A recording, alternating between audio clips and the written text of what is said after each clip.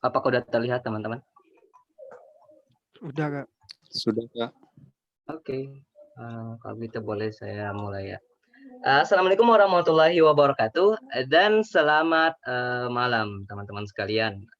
Jadi di sini sebelum memulai presentasinya, jadi saya juga meminta bantuan kepada Ica karena saya di sini nggak pakai layar kedua, sehingga di sini saya hanya melihat presentasi saya gitu. Jadi saya tidak melihat chat yang masuk, begitu juga dengan orang-orang yang berada di room gitu. Jadi mungkin entar kalau misalnya saya butuh bantuan teman-teman atau ingin bertanya teman-teman, mohon langsung di-unmute aja ya. Ataupun kalau misalnya memang ada teman-teman mau ingin bertanya di tengah-tengah perjalanan itu, silahkan langsung aja gitu, langsung unmute ya, supaya saya bisa langsung dengar gitu.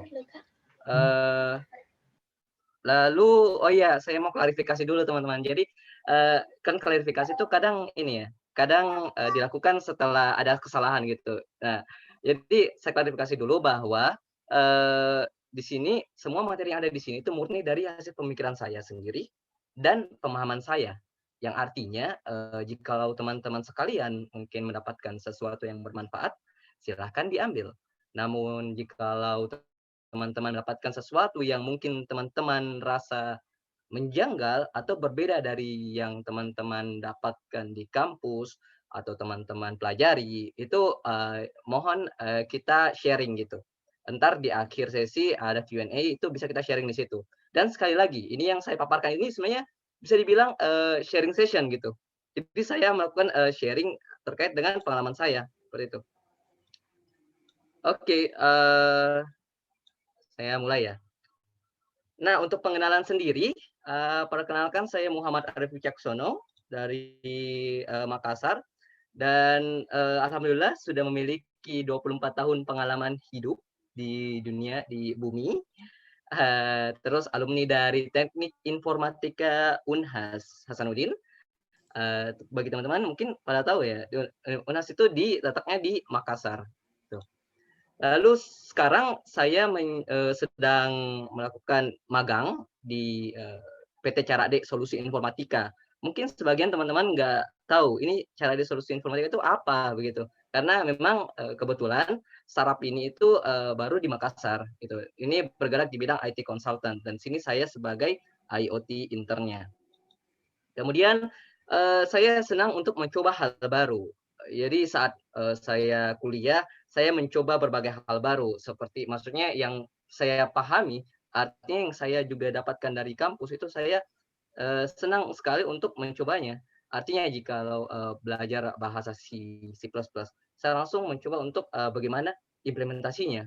Jadi saat di kampus itu saya menjadi seorang generalis, karena saya mencoba untuk membuat website, membuat aplikasi, kemudian membuat peralatan IoT, kemudian mencoba machine learning dan deep learning begitu.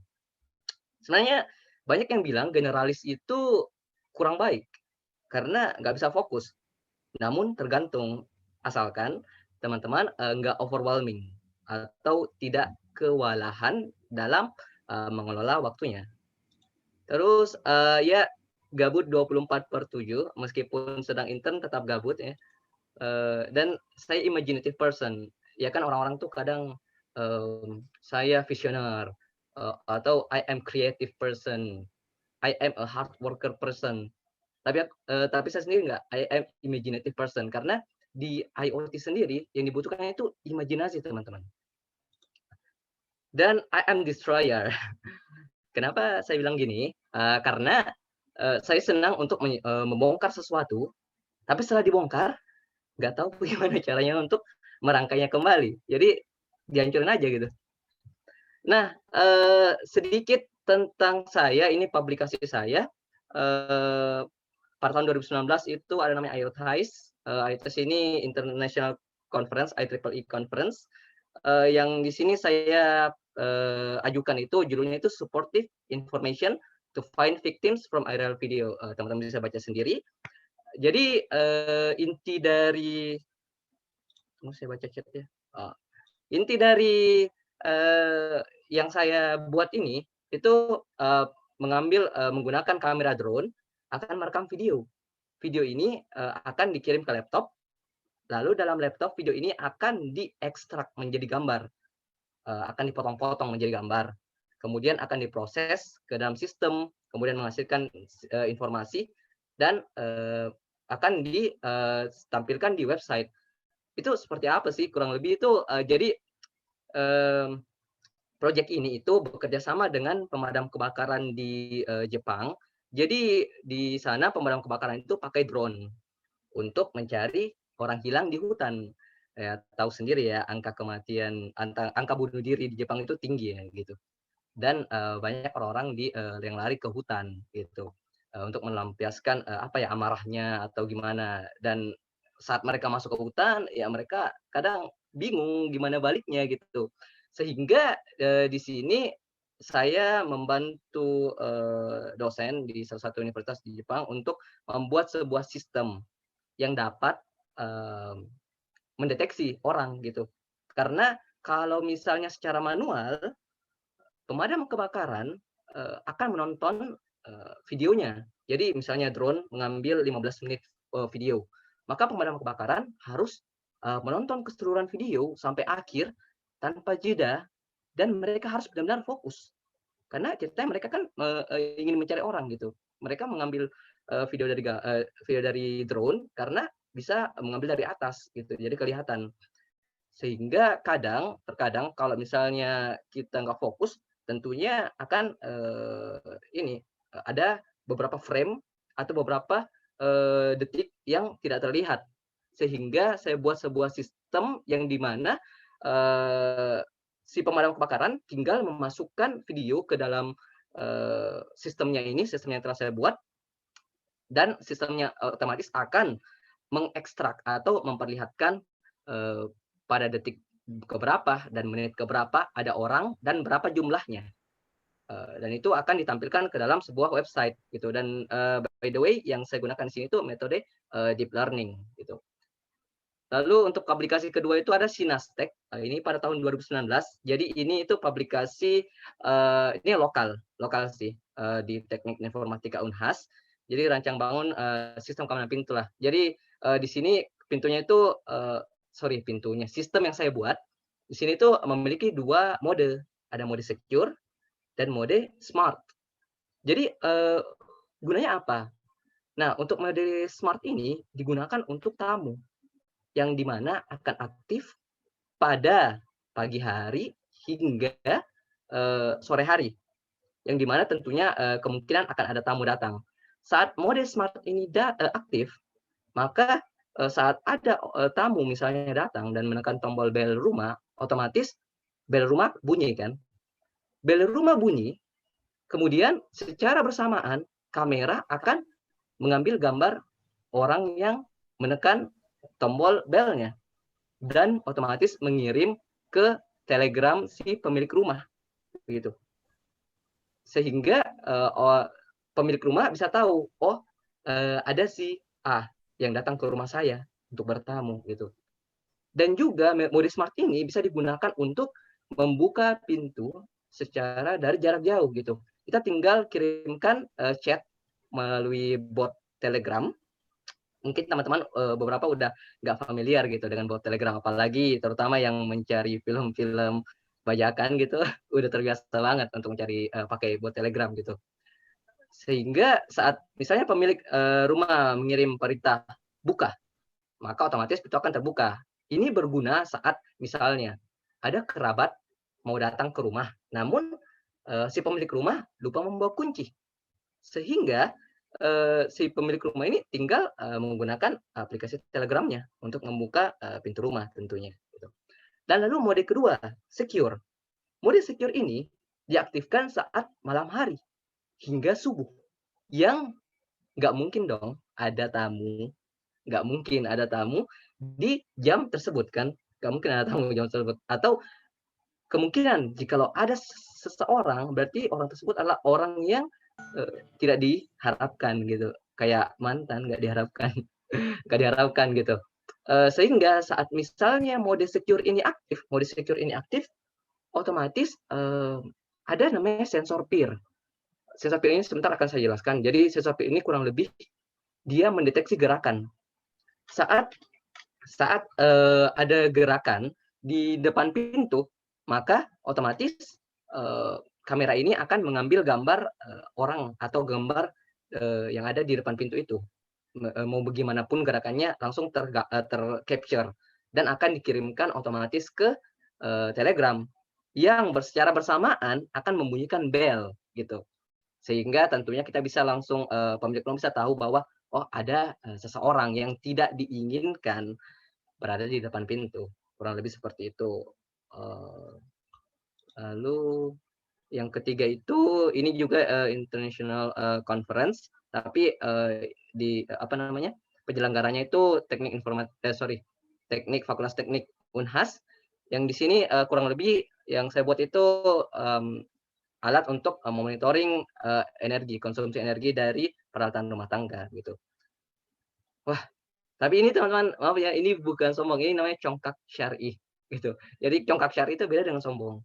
Kalau sombong kan sok-sokan gitu. Kalau congkak syar'i langsung memperlihatkan bagaimana hasilnya, seperti itu. Jadi congkak syar'i ya. Nah, from this Nokia. Oke, teman-teman bisa mengaktifkan mikrofonnya, kira-kira adakah ya teman-teman yang dapat Nokia kayak gini? Ada nggak? Masih ada nggak yang dapat? Coba saya lihat di chat. Chat Nggak ini ada, bisa Mbak. ngechat sih. Nggak ada ya? Ada, Bapak Icang. Oh. Apa? Nah, ini apa ya? HP ini tuh luar biasa pada zamannya. Biarpun nggak dicas berbulan-bulan, itu tetap aktif loh. Biar bisa nimpuk orang juga atau ambil mangga juga boleh pakai ini. Luar biasa HP ini. Dulu pada zamannya. Mungkin waktu saya itu SMP 2009 masih pakai HP kayak gini. Kemudian ada HP Nokia Engage. Apa itu Nintendo? Apa itu Game Boy gitu. Kita dulu nggak mengenal itu. Siapapun temannya yang punya Nokia Engage ini, itu pasti orang kaya. Ini itu ibarat ROG-nya zaman old gitu. ROG-nya zaman old yang dimana kalau misalnya udah punya ini tuh wah udah gamers banget gitu dulu pada zamannya. Kemudian ada BlackBerry gitu. Sempat udah apakah ada teman-teman yang sempat pakai BlackBerry? Saya dulu cuma pakai BBM-nya doang sih, nggak pakai BlackBerry-nya. Nah, to this. Siapa sih yang nggak kenal iPhone 12 Pro? Siapa yang nggak kenal produk apa ya? Yang sebenarnya perusahaannya tuh nggak jual ini ya, nggak jual HP, nggak jual laptop, tapi perusahaannya jual lifestyle gitu. Yang dimana yang punya HP ini kayak nggak tahu ya, apakah rata-rata ya yang saya lihat saat orang punya HP ini itu kayak mewajibkan mereka untuk mengambil foto di kaca gitu, mirror selfie gitu. Nggak tahu deh. Nah ini Samsung Galaxy ini Fold ya.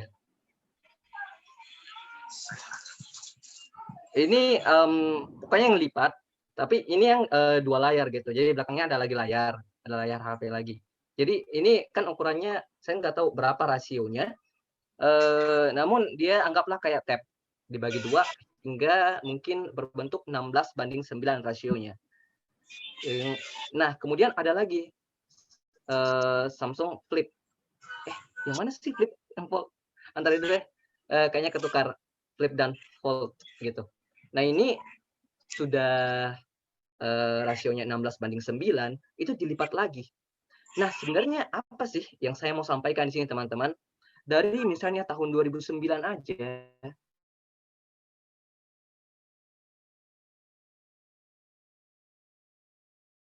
perkembangan handphone itu udah luar biasa. Yang mungkin ya sebentar lagi tuh handphone kita tuh mungkin hanya sekecil korek api gitu. Kalau misalnya memungkinkan gitu. Sehingga benar-benar luar biasa perkembangan teknologi. Begitu juga dengan Internet of Things itu sendiri, tentunya di mana teknologi itu pasti berkembang pesat. Jikalau kita tidak menyesuaikan untuk berkembang, kita yang akan tergantikan oleh teknologi. Nah, mari kita masuk ke pembahasan. Apa itu Internet of Things? Nah, untuk Internet of Things sendiri kan sebenarnya terdiri dari dua kata gitu. Ada internet dan ada things. Ya udah, itu aja, internet dan alat-alat dan barang-barang gitu. Tapi enggak seperti itu. Enggak langsung seperti itu. Tentunya mereka harus terkoneksi gitu ke internet tentunya. Nah, untuk punya anotasi. Tunggu sebentar. Oke. Nah, untuk pengertiannya sendiri, kalau yang saya coba simpulkan ya, Internet of Things adalah kemampuan sebuah objek yang terhubung ke jaringan internet untuk dapat berkomunikasi dengan objek lain yang tentunya terhubung dengan koneksi internet juga kan, dan dapat dikontrol dan monitor. Itu kata saya. Tapi kalau teman-teman tidak percaya dengan saya, tidak apa-apa. Ada pengertian lain dari jagoanhosting.com. Ini saya ambil karena dia pakai nama jagoan hosting gitu. Jadi jagoan gitu. Jadi kata dia Internet of Things itu adalah konsep komputasi tentang objek sehari-hari yang terhubung ke internet dan mampu mengidentifikasi diri ke perangkat lain. Artinya kata kuncinya ialah IoT itu terhubung, ada objek yang saling terhubung ke internet kan. Teman-teman nggak percaya lagi, saya sediain lagi. Ini dari Dewa Web. Namanya aja udah dewa gitu. Udah luar biasa ya. Tapi saya nggak tahu itu cuma sekedar namanya. Katanya Internet of Things itu adalah suatu konsep di mana objek tertentu punya kemampuan untuk mentransfer data lewat jaringan tanpa memerlukan adanya interaksi dari manusia ke manusia ataupun dari manusia ke perangkat komputer. Nah, ini sama kurang lebih ya. Sama kurang lebih itu dia intinya menghubungkan antar objek melalui jaringan internet kan. Tapi kalau teman-teman nggak percaya lagi, aduh, parah banget. Saya sediain lagi yang terakhir, ini bahasa Inggris dari oracle.com, penyedia jasa platform cloud. Katanya ya teman-teman baca sendirilah bahasa Inggris gitu. Kurang lebih intinya ialah connecting and exchanging data with other devices and system over the internet. Kan sama aja. Jadi kalau berdasar kepada keempat pengertian ini, kalau yang saya dapat simpulkan kata kuncinya itu ialah ada objek yang saling berkomunikasi melalui jaringan internet. Gitu. Udah, itu aja intinya Internet of Things ini. Jadi teman-teman sendiri silakan buat pengertian dari Internet of Things yang teman-teman pahami itu sendiri. Oke, boleh lanjut sampai sini. Apakah ada pertanyaan atau saya terlalu cepat? Gimana? Saya mau lihat dulu di kolom chat. Gimana? Saya terlalu cepat kah? Maaf ya, saya minum. Gimana? Oke, bisa dipahami? Oke, mantap deh. Oke, lanjut. Oke, let's talk about future. Mari kita membicarakan masa depan. Mau punya istri kapan, mau punya anak berapa. Nggak ada yang canda. Let's talk about future. Tentang teknologi dong. Pastinya kan. Kita kan bahas IoT, bukan bahas keluarga gitu. Pertama, smart cities. Yang dimana kalau saya lihat ya, sempat saya searching juga smart cities di Indonesia itu udah banyak loh. Ada 7 kalau nggak salah. Yang salah satunya ada Makassar, ada Jakarta juga gitu. Yang dimana tentunya langkah awalnya itu mereka menggunakan e-tilang gitu. Menggunakan kamera yang katanya bisa mendeteksi jikalau kita melewati batas zebra cross mungkin ataupun langsung tilang elektronik gitu. Tapi itu merupakan langkah awal untuk menuju masa depan yang lebih cerah katanya. Tapi ini dalam masa perkembangan loh, lagi dikembangkan saat ini gitu. Jadi, tidak menutup kemungkinan mungkin 2 tahun atau 3 tahun ke depan itu kita benar-benar udah, apa ya, rumah-rumah kita itu udah benar-benar canggih, benar-benar kayak di film-film gitu, yang kalau misalnya kita, datang datang ke rumah, terus itu, apa, saat kita udah dekat dari rumah, otomatis, misalnya kompor nyala untuk masakin kita, terus, otomatis, air di bathtub kita terisi, terus air panasnya nyala, kan kurang lebih seperti itu. Nggak tahu teman-teman apakah pernah lihat iklan-iklannya, kalau di luar negeri sih udah udah ada sih ini, tapi ini yang saya bicarakan untuk di Indonesia begitu. Mungkin ke depannya akan, terjadi seperti itu. Selanjutnya smart transportation. Kata Tesla, "Hello, I'm coming." Katanya dengar-dengar Februari Tesla udah mulai besar-besaran mau masuk Indonesia. Ayo yang main, saham investasi, katanya Antam naik ya? Itu smart transportation yang mungkin dulu itu kita kayak merasa bahwa, "Ah, masa sih ada, mobil yang tanpa supir gitu? Masa bisa ada? Nggak mungkin dong." Tapi sekarang ada loh, Tesla buktinya. Dan selanjutnya itu ada virtual reality. Oke, bagi teman-teman, saya nggak tahu sebenarnya mungkin umumnya orang-orang udah tahu, tapi saya kenalkan lagi kalau misalnya yang kurang tahu virtual reality itu, kita akan menggunakan sebuah device ini kayak bentuk kacamata itu, sebuah device kacamata kita pakai, lalu kita akan berada di sebuah realitas yang berbeda dari yang ada saat yang kita ada di itu. Jadi artinya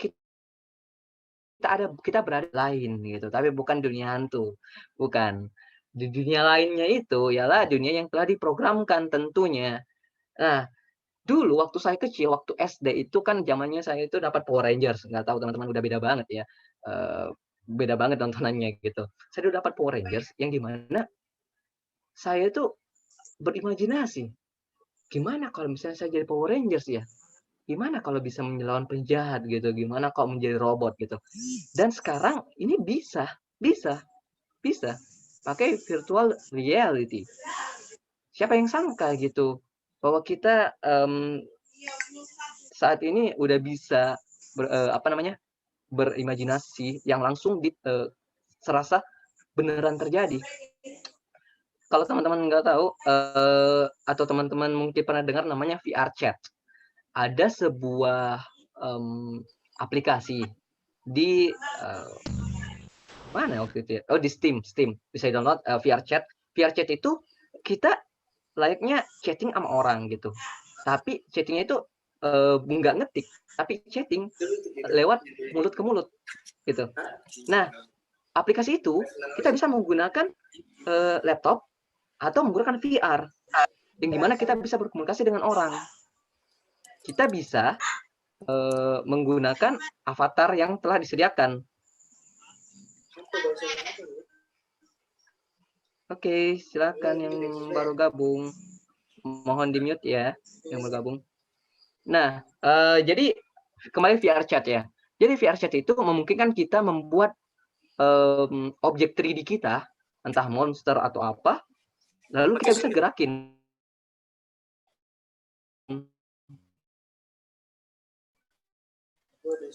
VR Chat. Nah, sebenarnya yang saya bilang tadi, smart cities, smart transportation, virtual, masa depan yang dulu. Artinya kita sekarang udah berada di masa depan gitu. Sekarang pertanyaannya ialah, masa depan selanjutnya itu kayak gimana loh? Apa yang terjadi loh kalau misalnya kita sekarang udah di masa depan, terus masa depannya lagi itu kayak gimana? Sempat kebayang nggak gitu? Nah, IoT collaboration, kan tadi udah jelasin IoT itu kayak gimana. Nah, ini, saya memvisualisasikan gimana IoT, kalau menjadi manusia. Jadi IoT itu ada di tangan, ada di paha, lutut, di sendi-sendi, ada di kaki, ada di jari tangan. Lalu apa tuh? CC, BD, AI. cloud computing, big data, artificial intelligence. Mungkin saya bahas sedikit ya. Mungkin teman-teman ada yang belum familiar dengan istilah-istilah ini. Nah, cloud computing itu sendiri artinya cloud computing, komputasi awan, di awan gitu. Ibaratnya gini, teman-teman. Teman-teman dapat PR, ngerjain sebuah soal, 20 soal, dan kalian teman-teman kerjakan di Word gitu. Nah, lalu kalian ini kerja kelompok, ada 4 orang. Dan kemudian tentunya kalian kan mau kerja bareng-bareng, tapi masing-masing di rumah. Nah, gimana caranya? Kalian pasti mengerjain kan di Word. Dan gimana jikalau misalnya kalian membagi nih, oh saya nomor 1 sampai 5 ya. Kamu nomor 6 sampai 10, kamu 11 sampai 15 gitu kan. Nah, gimana kalau misalnya nomor 6 sampai 10 nggak bisa dikerjain sebelum nomor 1 sampai 5 tuh. Apakah teman-teman, apakah saya harus ngetik dulu di Word terus ngirim ke teman saya, berarti teman saya harus nunggu saya kan? Gimana caranya kalau pekerjaan ini bisa dilakukan bersama-sama? Itu kalau mungkin teman-teman udah familiar dengan namanya Google Docs. Itu kita bisa langsung ngerjain, kita nulis di sebuah Word satu file secara bersamaan. Detik itu juga kita bisa ngetik gitu. Itulah kurang lebih konsepnya cloud computing, yang di mana kita ngerjainnya bukan di laptop kita. Ya memang kita ngerjain di laptop kita, tapi filenya nggak tersimpan di laptop kita. Filenya tersimpan di awan. Bukan awan asli ya, bukan awan asli. Apaan penghuni surga? Enggak, bukan awan asli. Maksudnya awan ini istilah, kenapa disebut awan? Kalau yang saya pahami ya, karena awan itu kan luas, nggak terbatas gitu. Sehingga itu kenapa ada istilah cloud computing, karena komputasinya di awan dan tidak tidak terbatas gitu. Itu contoh. Oke, selanjutnya big data. Namanya big data. Kalau arti dari big data, data yang besar tentunya gitu. Teman-teman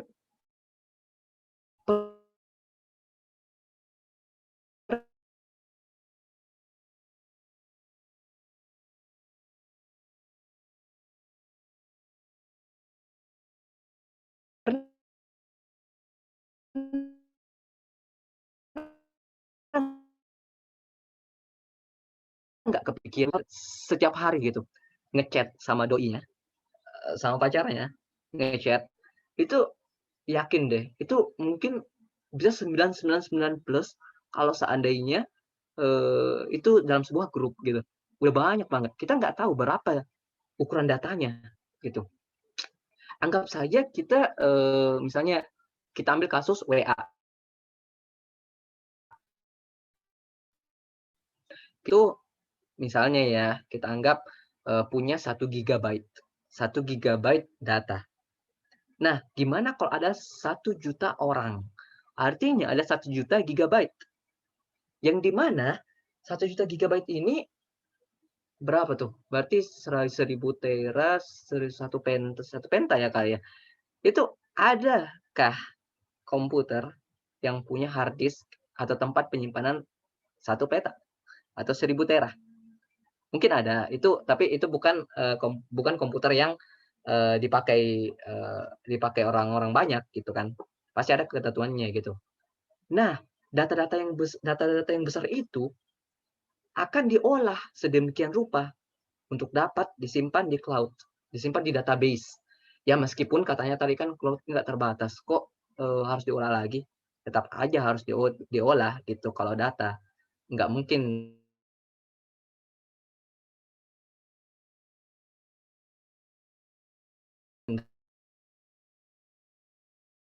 data mentah,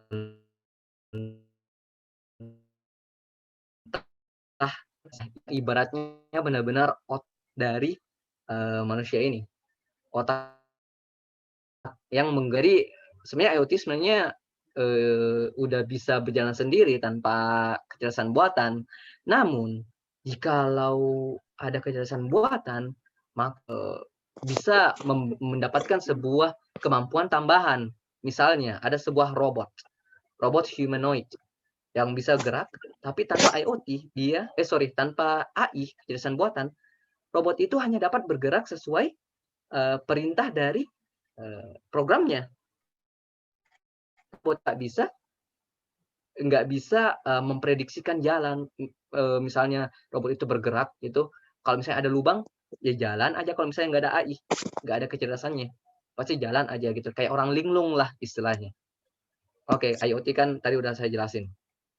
Oke, next. Nah, ini menurut edureka.co, top 10 trending technologies in 2020. Ini 2020, tapi sekarang kan 2021, tapi masih awal. Ya, Internet of Things peringkat ke-7. Kemungkinan 2021 ini kedepannya bakalan naik, atau setidaknya berada di tetap di tempat yang sama gitu. Karena Internet of Things ini juga populer loh. So, the question is, are you ready?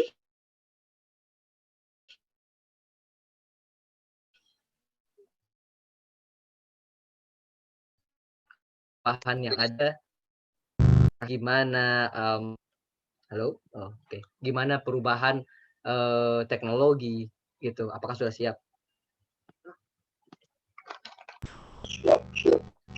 Oke. Where to start? Mau mulai dari mana? Pertama, kita mulai dari objeknya.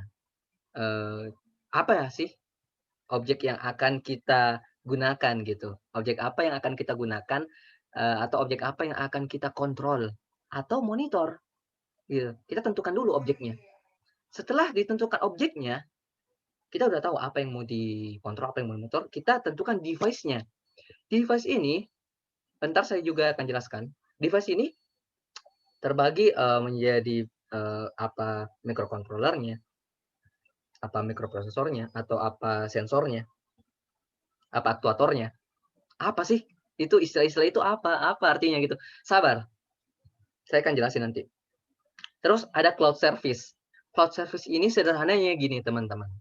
Kan tadi saya bilang, dan kita juga telah lihat pengertian dari Internet of Things itu kan ada benda, lalu ada internet gitu.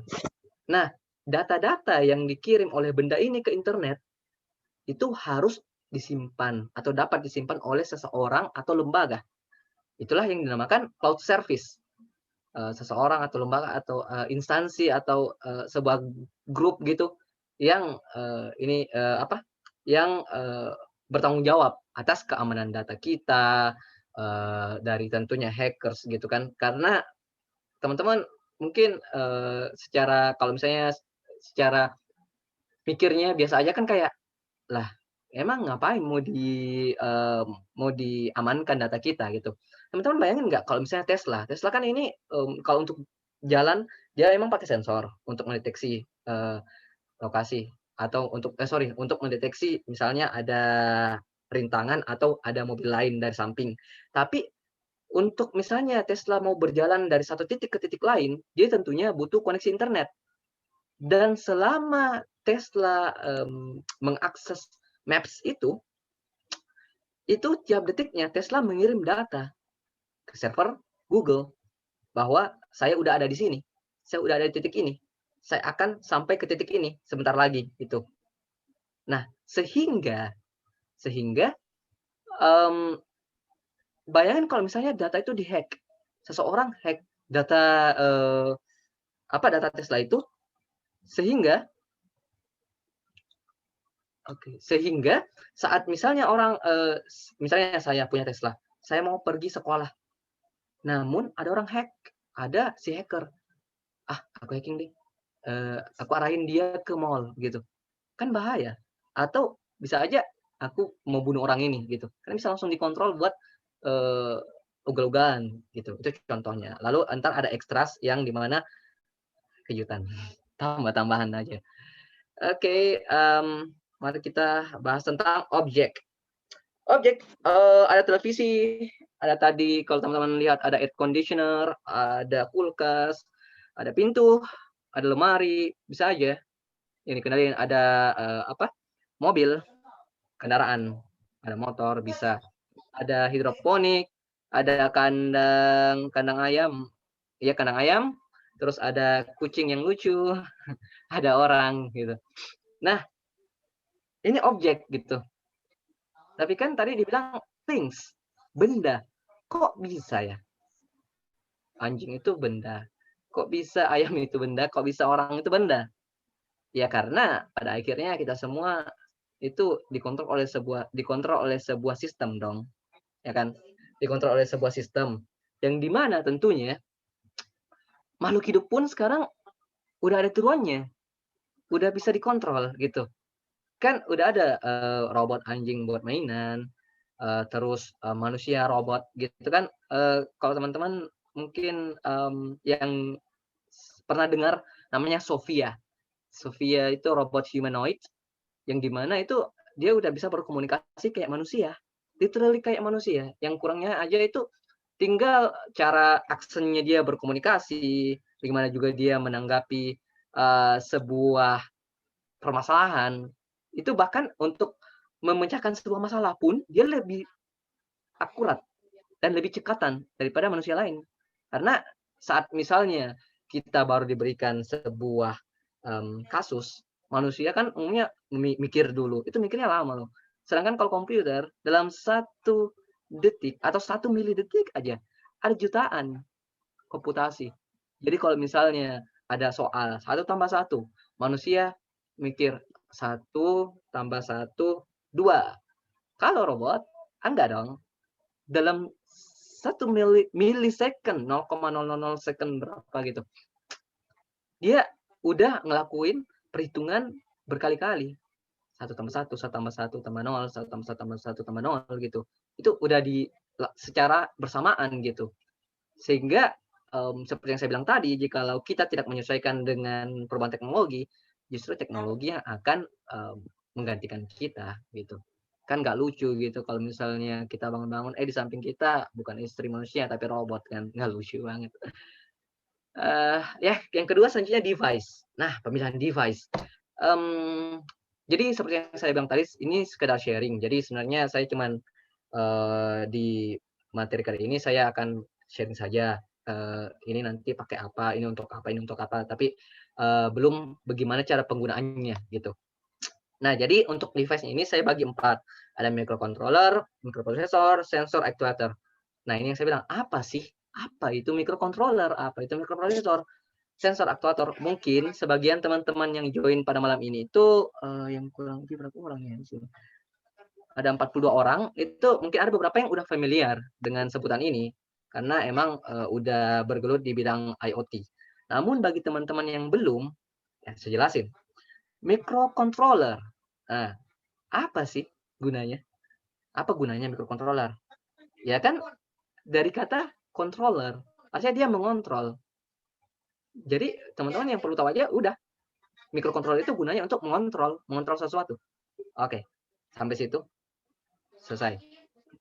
Lalu ada kata mikronya. Mikro kan kecil, ukurannya kecil. Nah, otomatis mudah dibawa. Nah, lalu lanjut ke mikroprosesor. Mikroprosesor ini gunanya untuk processing. Nah, kalau misalnya teman-teman dengar kata mikroprosesor, mungkin ada sebagian orang yang langsung keingat kepada laptop. Kan istilah prosesor gitu kan, laptop kan ada prosesornya gitu. Ya sama, mikroprosesor juga ada prosesornya, tapi dia memang ukuran boardnya itu dia kecil, kita sebut dia board ukurannya kecil, mudah dibawa gitu, mudah dibawa-bawa sehingga kita bisa memprogramkan gitu. Jadi mikroprosesor itu kadang disebut mini komputer. Kita bisa masukin Windows 10 bisa. Itu kayak desktop biasa bisa. Jadi ceritanya kita kayak bawain komputer gitu, sekecil ini. Ntar saya tunjukin. Lalu sensor. Nah, sensor ini ya gunanya untuk merasakan. Jadi sensor itu harus peka. Kayak wanita peka. Sensor itu harus peka gitu. Peka merasakan sesuatu gitu. Itulah gunanya sensor. Itu gunanya sensor. Mungkin teman-teman udah sering mendengar kata sensor gitu. Tapi nggak tahu sensor kayak gimana sih gitu. Ntar saya tunjukin. Lalu ada namanya aktuator. Aktuator ini ya activating, artinya menggerakkan sesuatu untuk melakukan kerja yang di mana sensor digunakan untuk mendeteksi sesuatu, aktuator digunakan untuk bergerak. Ya, sorry, ada yang ingin bertanya?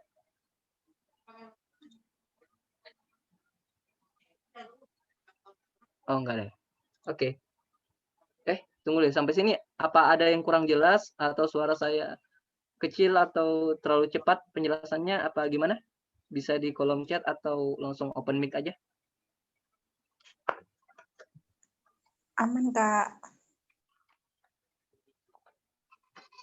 Oke. Aman ya, jelas. Oke, kalau gitu kita lanjut penjelasan lebih rincinya terkait device ini. Nah, tunggu sebentar, saya taruh di sini. Oke. Microcontroller. Sebenarnya ini kan cuma 6, tapi sebenarnya microcontroller itu banyak banget, nggak cuma 6, banyak banget. Tapi di sini yang saya paparkan beberapa yang kurang lebih ya karena emang microcontroller itu sama aja gitu fungsinya digunakan untuk mengontrol dan memproses data. Jadi kalau untuk membentuk sebuah device atau misalnya kalian teman-teman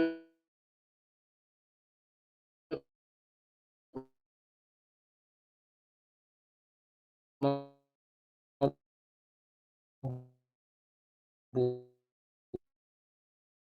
buat sebuah Uno, Wemos, NodeMCU, ini apa sih? Apa ini semua? Gitu. Untuk teman-teman yang udah atas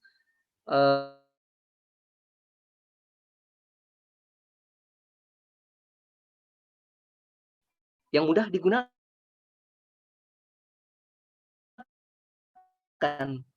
atau anak SMK bisa atau mungkin anak SMK pun sorry SMK lagi SMP atau SD mungkin bisa langsung paham gitu dengan pekerjaan ini sorry dengan membuat proyek sederhana menggunakan Arduino Uno ini. Jadi kurang lebih ini saya lihatkan di kamera dia ukurannya seperti ini. Ini tangan saya dia ukurannya kurang lebih setengah dari handphone kali ya. Cukup kecil, mudah dibawa-bawa. Arduino Uno. Dia apa ya? Gunanya itu seperti yang saya bilang untuk mengontrol sesuatu, untuk memproses. Jadi sensor-sensor akan dihubungkan ke sini, ke pin-pinnya ini. Ini pin female yang nanti akan dihubungkan dengan pin male dari mana? Dari sensornya gitu. Sensor dihubungkan ke sini dan kita masukin programnya itu ke sini juga. Kita masukin programnya ke sini. Masukin program ke Arduino Uno ini, lalu ya terserah kita akan melakukan apa gitu.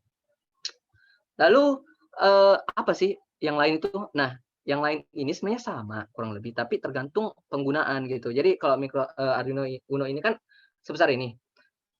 Bayangin kalau teman-teman mau buat misalnya project untuk apa ya? Untuk ini mendeteksi barang hilang ya artinya coba kita bayangin ya, ini kan saya bilang kan tadi imajinasi. Kita berimajinasi kita mau buat sebuah device, alat yang kalau misalnya ditaruh di sebuah tas, kita bisa tahu di mana lokasinya, gitu. Kan kalau sebesar ini kan agak repot juga gitu. Gimana kalau di dompet gitu? Kita mau taruh di dompet, kalau misalnya orang suka dompetnya hilang, itu gimana kalau sebesar ini, gitu. Sehingga ada namanya Arduino Nano. Arduino Nano itu lebih kecil lagi, kayak gini ukurannya. Kecil banget. Kelihatan kan di kamera saya? Kelihatan nggak sih?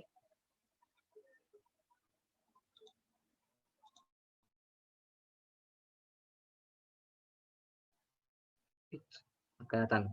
Nah, itu perbandingannya tuh kecil banget gitu, kecil banget untuk Arduino Nano-nya, gitu.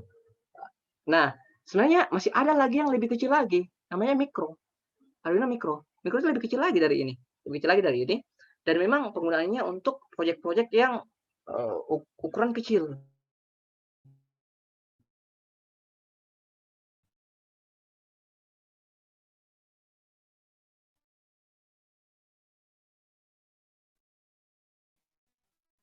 Gitu, D1, R1 itu kurang lebih kayak gini. Nomor D1, R1. Dia hampir sama dengan Uno. Namun, apa kelebihan dari Wemos ini? Kelebihan dari Wemos ini ialah dia memiliki modul WiFi. Modul WiFi. Modul WiFi itu apa sih? Modul WiFi itu apa? Gitu. Modul WiFi itu yang digunakan untuk berinteraksi dengan internet agar kita bisa menangkap WiFi. Kalau Arduino Uno nggak ada. Arduino Uno nggak ada. Sehingga kita harus beli lagi modulnya dan itu apa ya? Ribet dan tambah budget lagi. Tambah budget lagi dan ribet. Ribet karena dia tuh butuh banyak pin gitu. Jadi kalau misalnya teman-teman pakai Arduino Uno terus pakai modul WiFi-nya itu dia ribet banget untuk dimasukin lagi untuk dihubungkan ini sehingga dibuatlah Wemos D1R1. Lalu ada yang mini. Yang mini itu lebih kecil lagi. Itu kebetulan saya tidak punya device-nya, tapi dia kurang lebih hampir sama nano ukurannya. D1 mini gitu. Dia sama lagi seperti yang saya bilang, tergantung penggunaan. Mungkin ini untuk proyek-proyek yang agak gede. Terus Wemos D1 mini itu untuk proyek-proyekan yang kecil-kecil gitu, yang mudah dibawa mungkin ya. Terus IP8266. Oh. Nah, yang ini Node MCU, ini ESP32. Jadi yang membedakan itu sebenarnya hampir mirip ya. Kalau teman-teman lihat di gambarnya, di gambar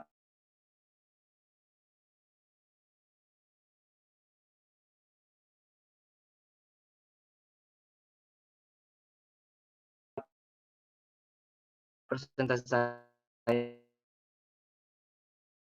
itu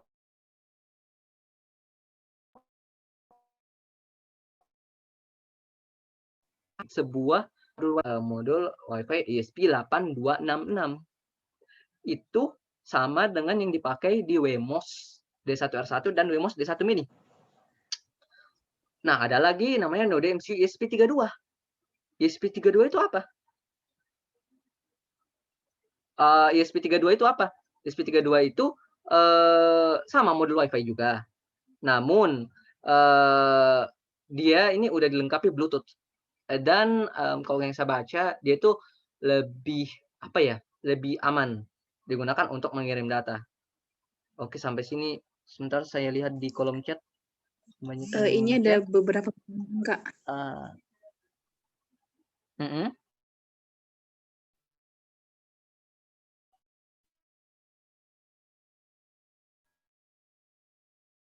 Kak, ini coba bacakan aja bagaimana Kak? Ya, tunggu. Coba kayaknya bisa aku baca deh. Yang Farhan. Oke. Ya. Dalam memulai pengembangan sebuah proyek, teman-teman. Jadi masalah, solusi, atau kita mulai dengan apa yang kita sukai. Oke. Farhan ya. Nah, sebenarnya kita berarti intinya itu apakah kita mau memulai dari masalah atau lalu mencari solusi atau mulai dengan apa yang kita sukai gitu. Nah, sebenarnya ini fungsi dari kenapa saya jelaskan ini. Kenapa kenapa ada kegiatan malam ini?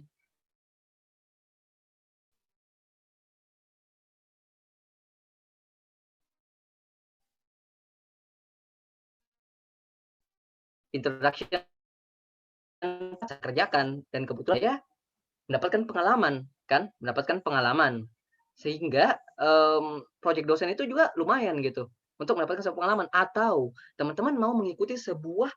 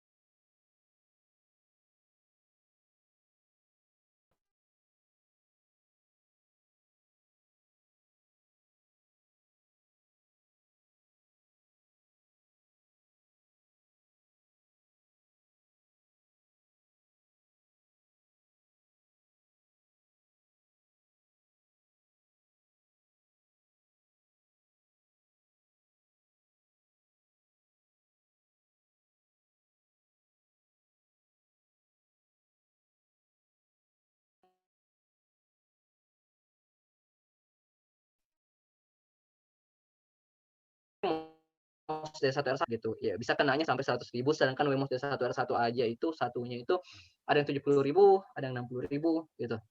Tergantung dari tokonya. Sehingga bisa lebih murah gitu. Itu sih. Lalu tadi saya lihat yang ya bedanya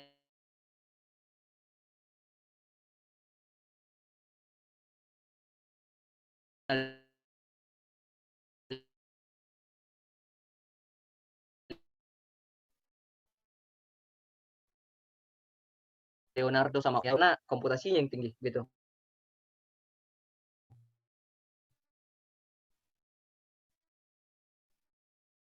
Dari ini punya memori gitu, punya semacam RAM gitu. Sehingga yang membedakan dari misalnya Arduino Uno, Arduino Nano, dan Arduino ada yang Mega dan segala macamnya itu dari kemampuannya, kemampuan komputasinya gitu, tergantung dari seberapa besar kan, seberapa besar dari memori yang disediakan. Nah, untuk M-Fajar, bahasa pemrograman yang dibuat, nanti akan ada pembahasannya. Oke, sampai sini. Apakah ada lagi pertanyaan atau boleh lanjut dulu? Gimana, teman-teman? Oke. Lanjut.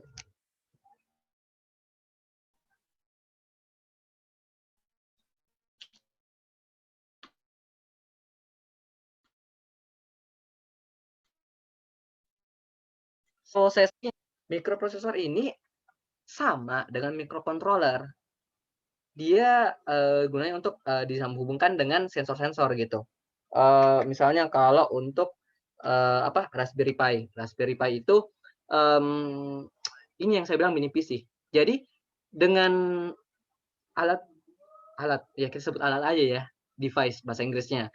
Device sekecil ini aja itu saya sudah bisa mengerjakan tugas-tugas kampus saya.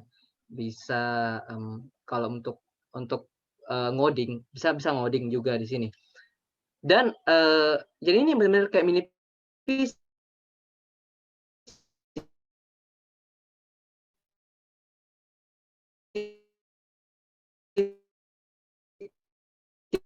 Tinggal ininya, tapi kan tergantung kita mau jadiin mikroprosesor ini itu mini PC atau alat untuk mengontrol sesuatu. Karena dilengkapi oleh beberapa ada pinnya gitu. Kalau teman-teman lihat, tunggu saya coba pakai laser. Ini di presentasi saya itu yang ini yang saya tunjukkan itu ini pin-pinnya dia, pin-pinnya. Nah, pin-pin ini digunakan untuk menyalurkan tegangan listrik. Jadi device ini bisa mengeluarkan tegangan listrik dari pin-pin tersebut.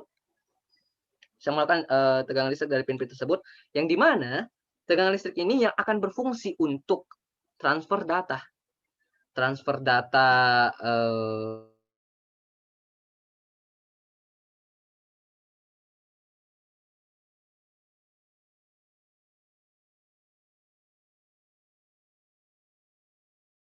untuk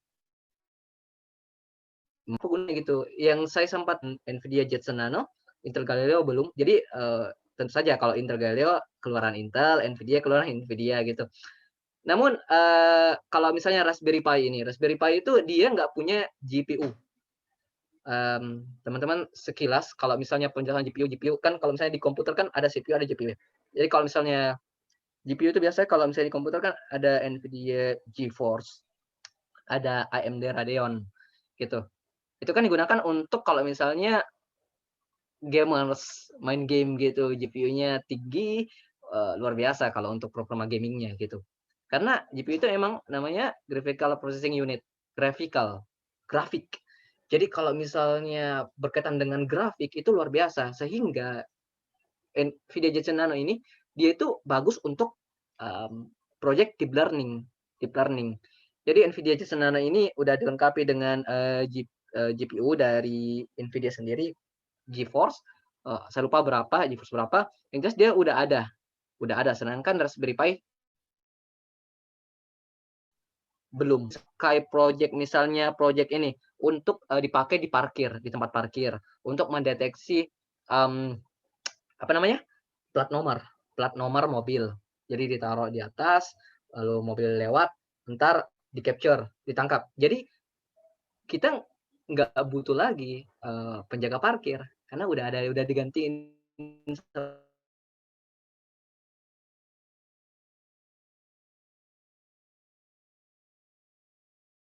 sama robot. Nah, itu saya bilang gitu. Jadi apa namanya? Ya saya bilang tadi bahwa NVJSON ini digunakan untuk apa namanya? Untuk project yang seperti itu, untuk mengolah mendeteksi sesuatu gitu. Sedangkan Raspberry Pi bisa juga digunakan gitu, tapi butuh device tambahan. Sedangkan Intel Galileo kurang lebih seperti itu. Namun saya belum terlalu tahu karena belum pernah langsung coba gitu. Nah, mari kita bahas soal sensor. Sensor. Di sini ada beberapa sensor ya. Sebenarnya sensor itu ada banyak banget. Ada ratusan sensor. Nah, ini hanya beberapa gitu. Ada ultrasonic, itu kodenya HCSR 04, ada PIR, ada temperature and humidity. Jadi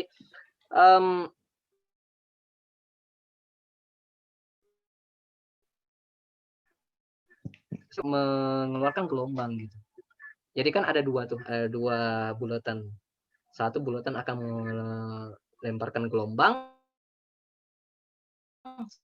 satu bulatan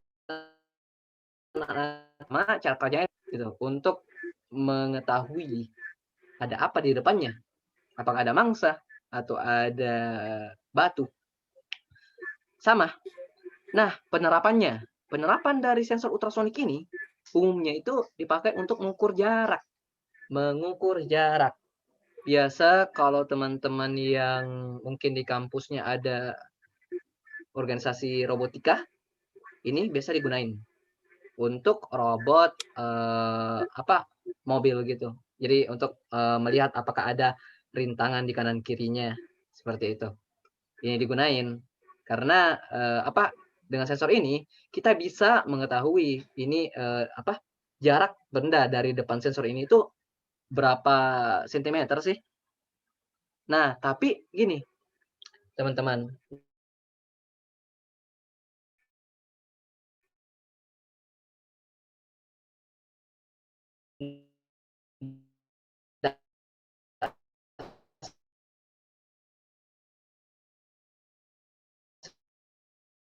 Pertama, ultrasonik ini saya pernah gunakan untuk mengukur ketinggian sampah pada tempat sampah. Pernah juga gunakan ini untuk mengukur mengukur kedalaman air dalam sebuah tangki air gitu. Ya kan, sebenarnya nggak selamanya ini digunain untuk mengukur ya oke mengukur jarak, tapi tergantung teman-teman kreativitasnya seperti apa. Bahkan yang lebih luar biasa yang pernah saya lihat, saya lupa dari kampus mana, dia itu ikut perlombaan IoT tingkat nasional apa internasional ya, dan dia menang. Dia membuat sebuah alat untuk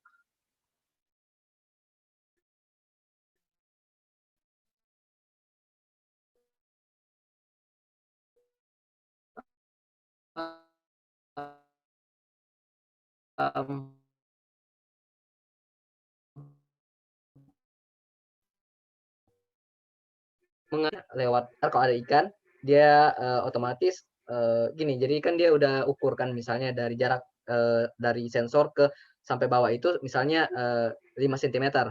Saat misalnya ada objek atau misalnya saja jaraknya itu kurang dari 5 cm, maka otomatis akan menghitung sehingga dia tahu berapa panjang ikannya. Berapa panjang ikannya gitu. Dan saya kayak nggak habis pikir, like, oh bisa ya dipakai gitu kan. Karena kalau misalnya kan kita cuman pakai untuk jarak doang kan kayak nggak kepikiran buat gitu. Tapi ternyata bisa digunakan untuk itu dan masih banyak lagi. Lalu yang kedua, PIR, Passive Infrared Sensor. Nah, namanya kan inframerah, sinar inframerah gitu. Nah, ini seperti yang saya gunakan pada project pintu tadi, pintu yang ada secure-nya itu. Jadi gunanya ini dia ada dibagi di dalam kubah putih itu, dalam kubah putih itu ada elemen elemen tembaga kalau nggak salah atau apa ya, koil, macam koil yang di mana saat misalnya kan manusia itu mengeluarkan panas gitu dari manusia, maka pir ini akan men-trigger microprocessor atau microcontroller, misalnya kita Arduino ya. Processor akan kasih tahu Arduino, bilang, "Hey, ada seseorang nih." Lalu Arduino akan merespon, "Oh ya udah." Responnya apa? Tergantung. Seperti kalau implementasi langsung deh dari peer ini. Kalau teman-teman masuk mall, yang biasa masuk di depan pintu mall ini, itu langsung kebuka. Itu pakai ini, pakai peer. Lalu ini juga kalau misalnya di hotel kadang di dalam kamar mandinya gitu. Dalam kamar mandinya dia kan otomatis otomatis lampunya mati. Kalau nggak ada orang, selain kita masuk baru nyala. Itu karena pakai sensor kita, pakai apa namanya? Pakai tubuh, pakai panas tubuh begitu. Sensor ini mendeteksi panas tubuh kita masuk ke dalam kamar mandi langsung nyala. Itu penerapannya itu. Lalu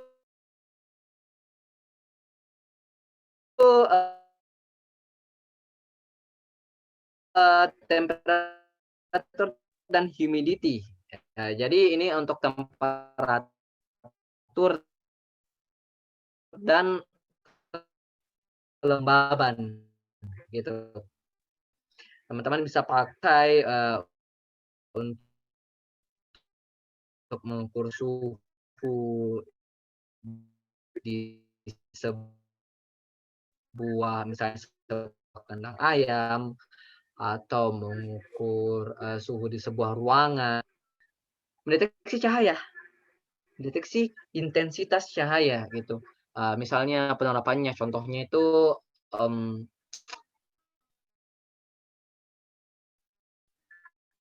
saat gorden kamar. Misalnya kena cahaya matahari, otomatis gorden terbuka gitu. Kalau misalnya untuk penerapannya. Lalu yang terakhir ada infrared. Infrared ini juga sering digunakan oleh anak-anak robotika. Infrared ini apa ya? Cara kerjanya itu akan memancarkan sinar inframerah, lalu melihat apakah ada timbal balik gitu. Biasa digunakan pada robot line follower atau apa namanya untuk mengikuti sebuah jalur kan sudah ada jalur tuh warna hitam. Kenapa warna hitam? Itu memang udah ketentuan.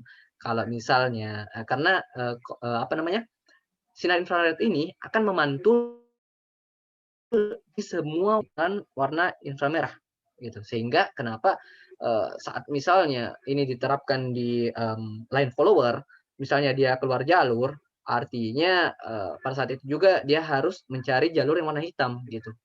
Makanya sensor inframerah ini digunakan. Aktuator. Terakhir aktuator. Entar ya kalau setelah ini baru saya buka sesi tanya jawab lagi.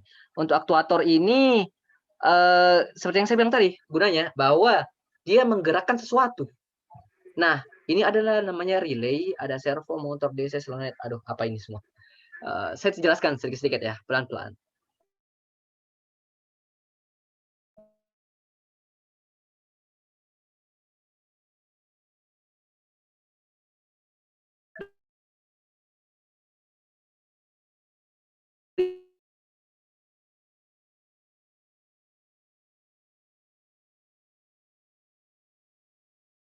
Relay 520 volt. Itu 220 volt itu di apa? Yang langsung dari PLN kan, dicolokkan listrik gitu, dicolokin, lampu nyala gitu. Nah, gimana caranya lampu ini bisa kita kontrol sedangkan di Arduino saja itu keluarannya hanya 5 volt. Sedangkan kita butuh 220 volt. Gimana caranya? Kita nggak boleh langsung colokin dari 220 volt itu langsung masuk ke Arduino, langsung meletus. langsung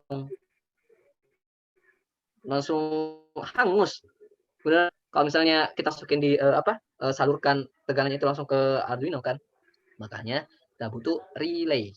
Relay ini kenapa dibilang relay 5 volt? Karena untuk menghidupkan dan mematikan relay ini membutuhkan tegangan 5 volt saja. Nah, jadi dia ini bisa disebut pemutus tegangan.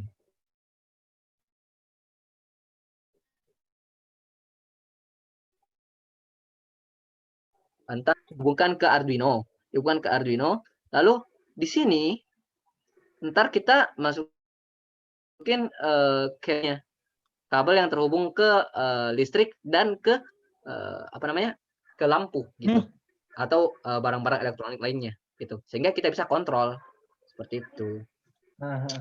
Lalu servo ini dia itu bergeraknya itu satu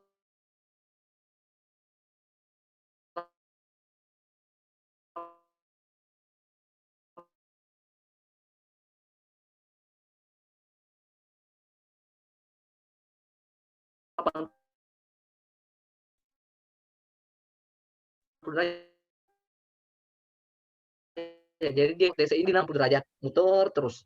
Nah, kalau servo ini enggak, dia 180 derajat doang. Jadi muter 180 derajat terus balik lagi gitu doang. Biasanya penerapannya kalau servo itu diterapkan di robot. Di robot humanoid gitu, atau misalnya robot di kompetisi untuk misalnya nendang bola gitu. Jadi kayak misalnya servonya itu ditaruh di sendi leher untuk gerakin lehernya, atau misalnya gerakin tangannya di sendi-sendinya gitu, atau gerakin lututnya gitu. Digunakan servo. Sedangkan motor DC ya seperti yang terlihat ada ban mobil, jadi digunakan untuk menggerakkan kendaraan gitu. Tapi tergantung lagi motor DC-nya yang seberapa gitu, apakah yang kecil atau yang besar. Kalau misalnya mau untuk jalankan mobil yang beneran mobil, ya nggak mungkin dong motor DC dipakai. Lalu ada solenoid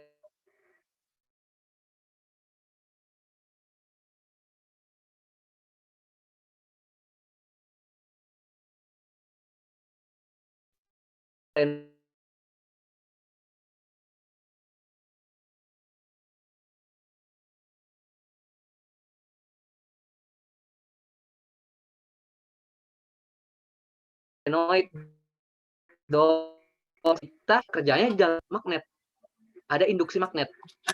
Saat kalau teman-teman mungkin apakah sekarang masih ada ya percobaan membuat magnet pada saat SMA dari baterai, lalu ada paku mungkin atau besi, terus ntar dialiri dialiri baterai itu bisa jadi magnet. Ya sama kayak gini. Saat misalnya dialiri listrik, maka dia otomatis magnetnya jalan. Saatnya magnetnya jalan, maka pintu otomatis akan terbuka. Begitu. Itu cara kerjanya solenoid door lock ini.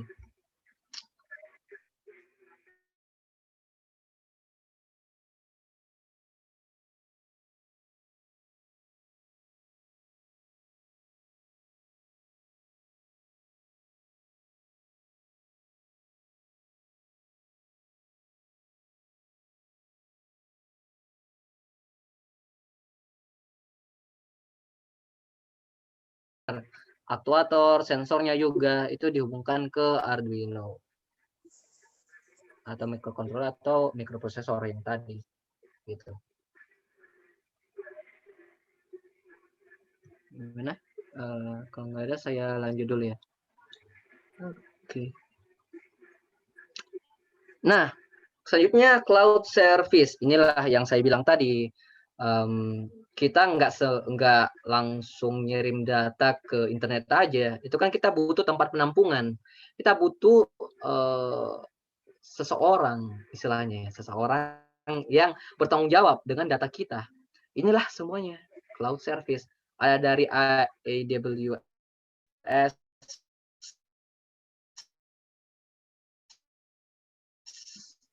ada Google Cloud Platform, dan yang populer itu ini ThingSpeak dan ThingsBoard gitu. Karena selain free, yang lain juga free sih, tapi kadang kalau misalnya Azure atau Google atau AWS itu ini apa namanya, dia terbatas banget. Sedangkan apa namanya, kalau misalnya ThinkSpeak dan ThinkSport itu nggak terlalu terbatas fitur-fiturnya. Dan yang sekarang yang sering saya pakai ini akhir-akhir ini tuh ini Antares. Antares. Antares itu cloud service buatan Indonesia. Dia dari PT Telkom Indonesia. PT Telkom membuat sebuah cloud service yang namanya Antares gitu. Meski dalam masih masa pengembangan, tapi teman-teman udah bisa gunakan gitu. Nah, kurang lebih fungsi dari cloud service ini apa sih gitu. Nah, cloud service ini gunanya untuk kalau kita mau monitoring sebuah sebuah tempat. Misalnya kita ada project untuk monitoring kandang ayam. Nah, kandang ayam ini kan kalau nggak salah ya, salah satu penyebab kualitas telur ayam menurun atau ayam mati itu karena tingginya kadar gas amonia. Jadi kita pakai sensor gas amonia. Lalu misalnya kita pakai Wemos yang udah ada internetnya kan, udah ada modul Wi-Fi-nya. Kita pakai. Lalu datanya nanti misalnya kita pakai Antares cloud service-nya. Kita kirim datanya ke Antares. Nah, untuk kita pengguna bisa dapat atau mengaksesnya dari smartphone kita, untuk bisa mendapat akses dari smartphone itu, kita butuh ini cloud service-nya. Sehingga cloud service ini memudahkan pengguna gitu, atau memudahkan developer dalam membangun sebuah device atau sebuah sistem gitu. Memudahkan banget karena untuk menggunakan ini itu ada istilahnya kalau untuk teman-teman yang belum familiar dengan API ini, API itu semacam library. Kalau belum familiar lagi dengan library, API itu semacam sebuah program gitu. Kita tinggal panggil aja programnya, panggil aja. Udah langsung bisa kita pakai tanpa harus ngoding lagi dari awal gitu. Misalnya kita mau mengirim data dari device kita dari Arduino ke Antares, ya kita tinggal panggil kirim data, misalnya kirim data, udah kita nggak perlu ngoding lagi banyak-banyak, nggak perlu, itulah gunanya cloud service. Lalu untuk ekstra, ya imagination, emang yang dibutuhkan itu imagination untuk memulai sesuatu dalam bidang IoT itu kita butuh imajinasi. Jadi udah ada objeknya, udah ada device-nya, udah ada cloud service-nya, ya apalagi imajinasi. Kita butuh imajinasi untuk memikirkan gimana nanti penerapannya itu ya kreatif lah gitu. Lalu ini tadi programming language. Nah, kenapa saya bagi dua? Jadi yang di kiri teman-teman ini Java, ada Kotlin, ada yang bentuk burung itu Swift yang digunakan untuk codingan. Kan Java dan Kotlin kan untuk codingan Android ya. Swift itu untuk codingan iOS, HTML, JS, PHP dan CSS itu kan untuk codingan website kan. Nah, ini yang sebelah kiri itu digunakan untuk coding device gitu. Coding device lagi. Maksudnya coding untuk untuk platformnya, untuk platform yang nantinya akan digunakan untuk mengontrol atau memonitoring suhu, kelembapan dan segala macamnya nanti kan. Lalu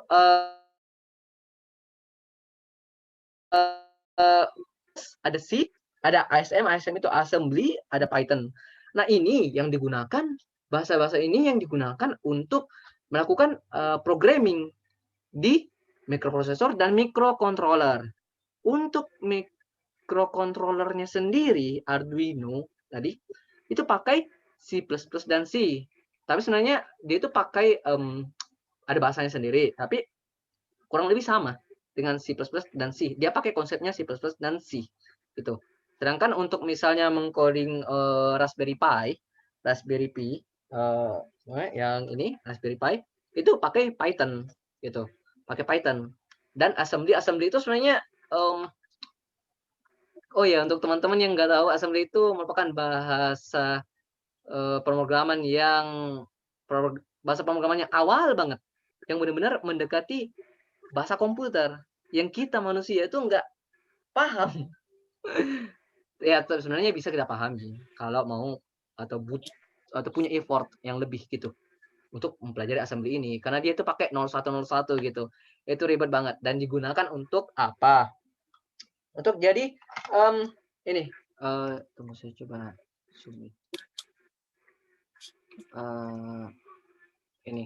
Kalau misalnya teman-teman lihat di kamera saya, ini yang saya tunjuk ini bagian sini, ini adalah IC atau integrated circuit.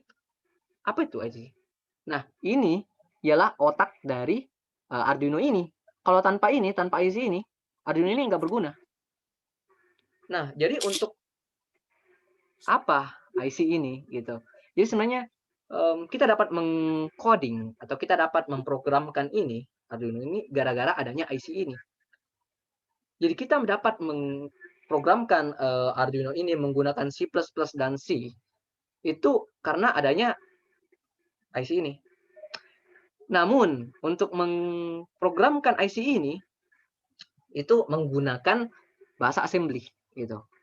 Dan itu sungguh luar biasa effortnya itu luar biasa kalau misalnya memahami benar-benar assembly itu. Hari gini pakai assembly itu jarang banget orang gitu. Sudah langka. Selanjutnya untuk softwarenya sendiri. Nah, softwarenya di sini ada IDE itu apa sih? Nah, Arduino IDE itu semacam aplikasi atau program yang disediakan oleh Arduino sendiri yang digunakan untuk memprogramkan Arduino. Jadi kita tinggal mengoding di situ. Jadi kan kalau misalnya sekedar info teman-teman ya, kita untuk melakukan coding itu nggak langsung kita coding, kita buat bahasa pemrogramannya, upload, udah jadi. Enggak, itu ada proses. Kita coding, ada compiling di mana itu akan apa ya?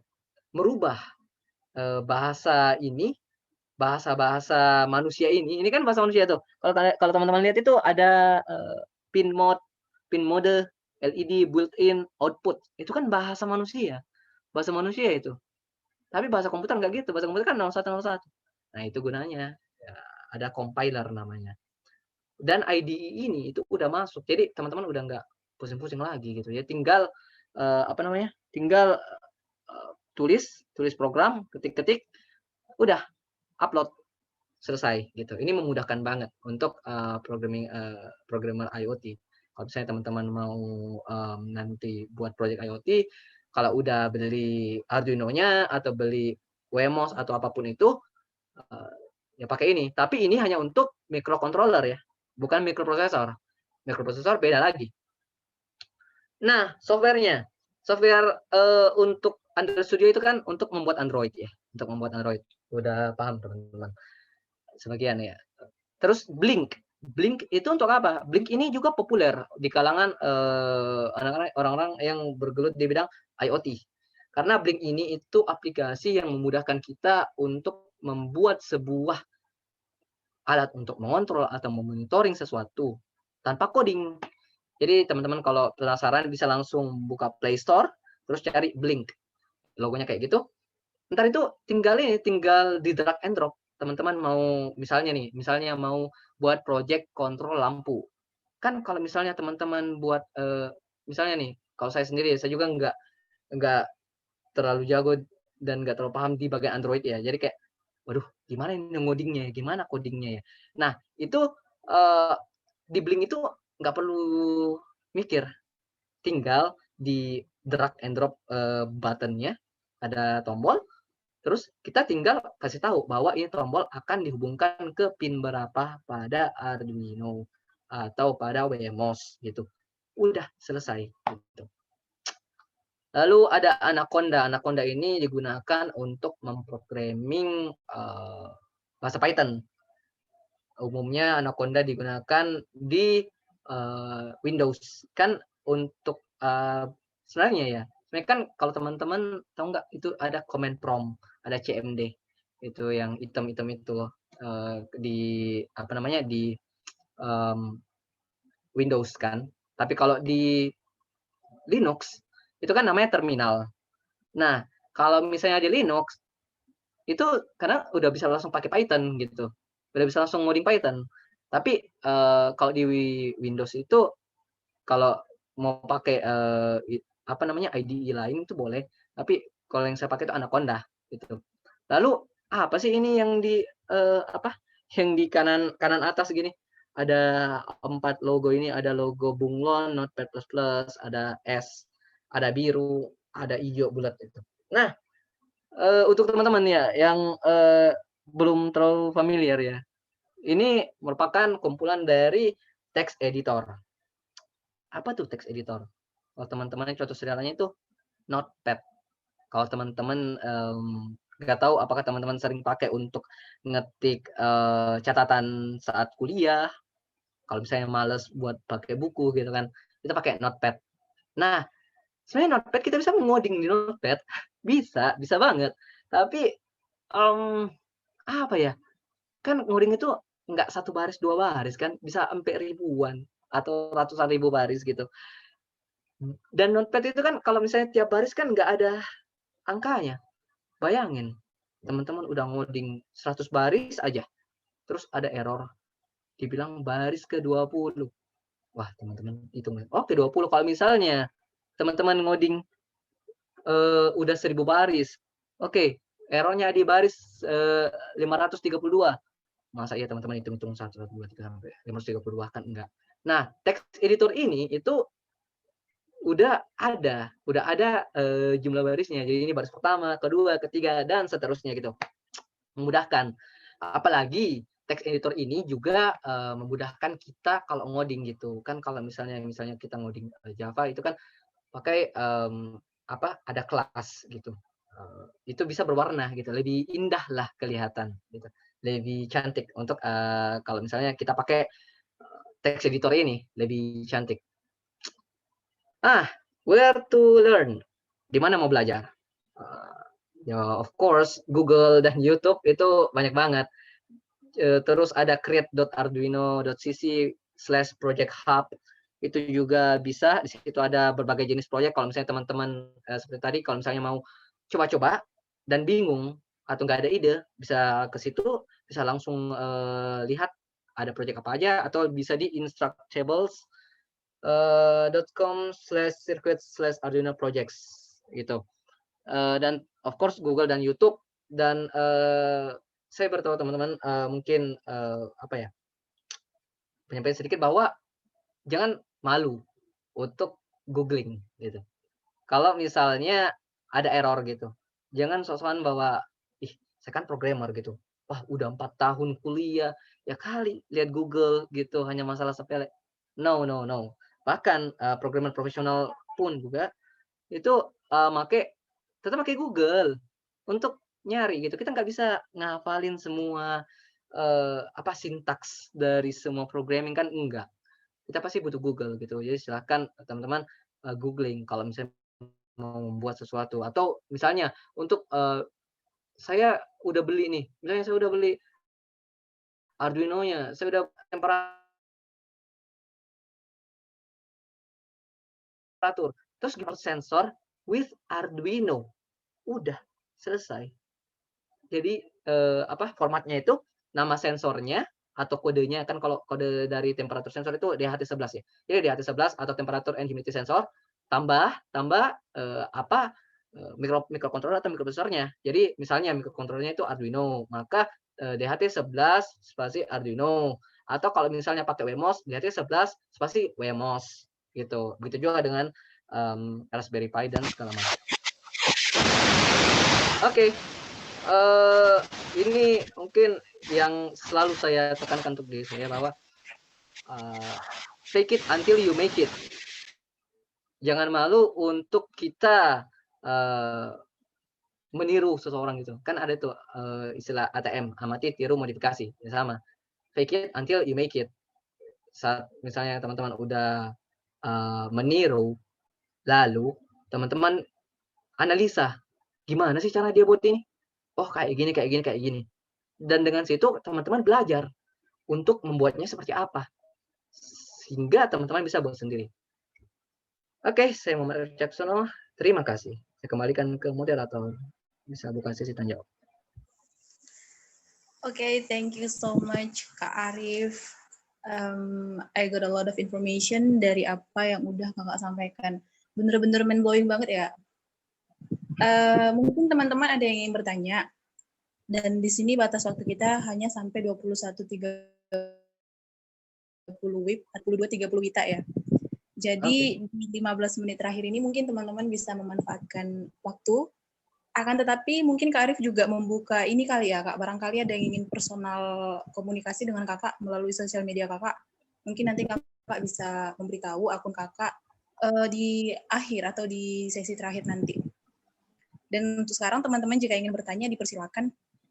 Boleh langsung hidupkan mic-nya ya, boleh unmute langsung.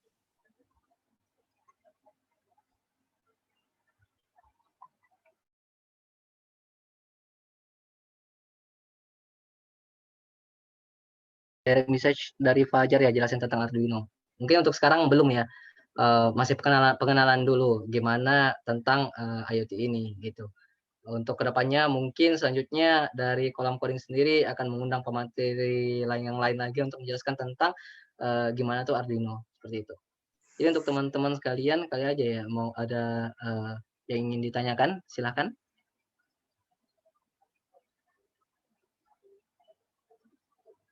Atau ada mungkin yang kurang jelas apa gimana. Ini saya bilang kita buka sharing gitu. Silakan teman-teman sharing. Mungkin ada yang udah pernah pengalaman pakai Arduino dan kawan-kawannya, atau seperti apa, atau mungkin mau apa namanya, ideation, kita sama-sama brainstorming. Mungkin ada ya teman-teman di sini yang semester akhir dan membutuhkan apa judul project. Gimana? Silahkan teman-teman, bisa di-unmute langsung ya. Oh iya, boleh banget itu buat teman-teman yang lagi mungkin skripsinya mengenai AI atau IoT or something like that. Mungkin boleh langsung discuss selagi ada sesinya sekarang. Oh iya, tadi ada yang bertanya dari grup IT, katanya PPT-nya bakalan di-share enggak, Kak? Terus ini sebenarnya di-record dari tadi. Maaf, Kak, tadi lupa sampein. Ini apa atau gimana, Kak? Boleh. Saya ntar langsung di grup ini ya. Di ini. Di chat Zoom aja ya saya share. Oke. Tapi nggak tahu sih ada berapa ya ini ukurannya. Ya, silakan teman-teman kalau ada yang mau ditanyakan. 38. Kak, ini ada pertanyaan dari Raymunda Dwi Alfatur. Oke, tunggu sebentar ya. Oke. Jika Internet of Things ini merupakan sebuah perangkat yang terhubung internet komunikasi, menurut Abang apakah smartphone benar-benar merupakan sebuah perangkat Internet of Things? Oke. Menarik. Nah, apakah smartphone itu merupakan sebuah perangkat Internet of Things ya? Ini menurut saya sendiri ya. Jadi kan seperti yang dikatakan bahwa Internet of Things itu akan menghubungkan benda-benda untuk saling berkomunikasi. Namun adapun syaratnya ialah dia butuh microcontroller, butuh mikroprosesor, butuh sensor, dan butuh alatnya sehingga bisa dapat dikatakan Internet of Things gitu.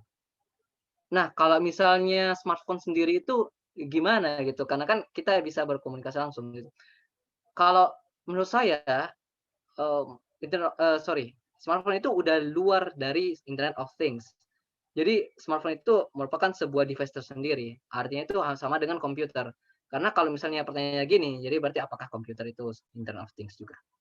Karena sama-sama bisa berkomunikasi. Kan komputer ke sini dengan komputer orang lain kan bisa saling berkomunikasi gitu. Apalagi udah ada remote desktop. Kita bisa saling mengontrol. Kan udah masuk banget gitu, udah bisa saling mengontrol, saling berkomunikasi gitu. Apalagi pakai LAN, kan kita udah bisa saling berkomunikasi gitu. Nah, apakah komputer Internet of Things? Enggak, menurut saya.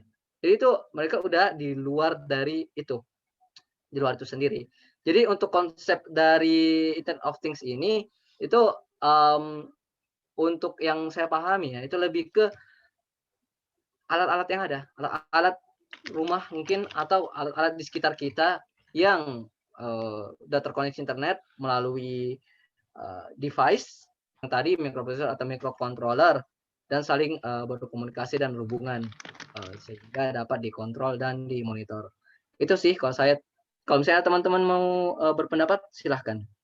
Kita sharing aja.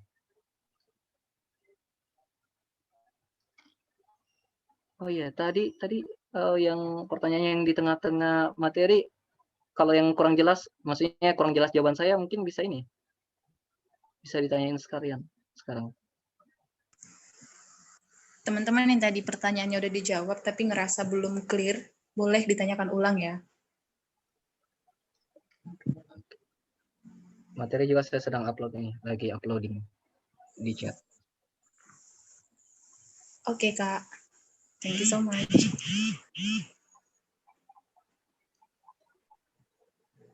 Gimana teman-teman? Mungkin ada mau sharing kali? Ini ada pertanyaan dari Hamura Hadi, Kak. Oh iya. Nah, apakah kalau robot Sophia termasuk IoT juga gitu? Nah, kalau misalnya robot Sophia sendiri, dia kan masuk sebenarnya robotics ya. Kalau misalnya kita bilang robotics itu mostly, kan itu udah pakai konsep IoT. Kecuali emang robotnya murni kayak misalnya nih chatbot. Chatbot kan nggak pakai konsep IoT, tapi dia robot gitu. Dia berjalan secara otomatis kan. Kalau misalnya kita bilang robot itu dia itu merupakan sebuah perangkat yang berjalan sesuai perintah program gitu. Nah, ada namanya chatbot. Chatbot kan nggak ada fisiknya. Sehingga kalau menurut saya sendiri untuk Sophia itu dia masuk IoT yang didukung juga dengan metode deep learning gitu. Metode deep learning yang dimana itu berfungsi untuk sebagai otaknya. Seperti yang saya jelaskan tadi bahwa kalau kita ibaratkan sebagai seorang manusia, IoT itu tangan, sendi dan segala macamnya, sedangkan kecerdasan buatan itu otaknya. Dengan adanya kecerdasan buatan gabungan dengan IoT, maka mereka bisa berkolaborasi sehingga membentuk sebuah robot seperti itu. Jadi kalau pertanyaan itu jawaban saya ya termasuk. Saran judul TA tentang IoT. Oke, beneran judul TA dong. Judul TA ya. Sebenarnya untuk judul itu sendiri tuh banyak banget gitu, banyak banget. Untuk pas project saya yang jadi kalau yang saat ini saya geluti itu ini sedang membuat sebuah penelitian terkait dari hubungan antara gas amonia dengan kualitas telur gitu. Yang seperti yang saya contohkan tadi bahwa gas sensor air quality MP135 saya gunakan itu, terus device-nya tadi saya pakai Node MCU ESP32. Saya pakai itu untuk saya bocorin nih. Ya, saya pakai itu untuk dapat peternak itu bisa memonitoring kondisi dari kandangnya. Saya juga pakai sensor temperatur dan kelembaban sehingga peternak bisa bisa memonitor gitu. Nah, saat peternak monitor, ini kan ceritanya kalau kandang ayam itu letaknya jauh dari pemukiman karena kalau nggak salah ada aturannya gitu.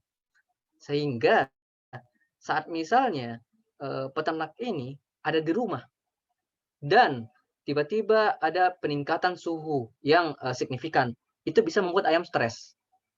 Nah, saat peningkatan suhu terjadi, itu kan peternak di rumah kan nggak tahu apakah ini suhu kandang itu berapa, terus peningkatan suhunya berapa. Sehingga saat misalnya sensor suhu itu mendeteksi bahwa suhunya itu di atas rata-rata, kan di atas rata-rata ini yang saya maksud ialah kan di setiap daerah kan rata-rata panas yang dapat dimaklumi dalam sebuah kandang ayam itu beda-beda ya. Jadi misalnya di daerah saya, misalnya panasnya itu 25 derajat itu udah maksimum. Saat misalnya udah di atas 25 derajat, maka akan ada notifikasi di HP peternak bahwa suhu melampaui batas. Jadi peternak dapat bisa langsung ke lokasi untuk mungkin menyalakan selang gitu untuk buat dingin kondisi ininya atau menyalakan kipas gitu. Secara otomatis pun bisa gitu. Itu mungkin bisa jadi ini. Terus juga sekarang saya juga kerja tentang walet ya, di mana kan burung walet itu punya rumah gitu. Nah, itu juga bagus tuh, bisa kan apa namanya, sarang walet itu kan luar biasa mahalnya ya. Sarang walet mahal, sehingga peternak walet itu butuh data bahwa di dalam kandang walet ini ada berapa orang sih? Berapa orang lagi, berapa burungnya gitu. Ada berapa populasinya di dalam. Sehingga saat mereka tahu, itu, apa ya, mereka bisa analisa sendiri bahwa keuntungannya mereka berapa, ataupun data-datanya itu bisa diolah sedemikian rupa, begitu.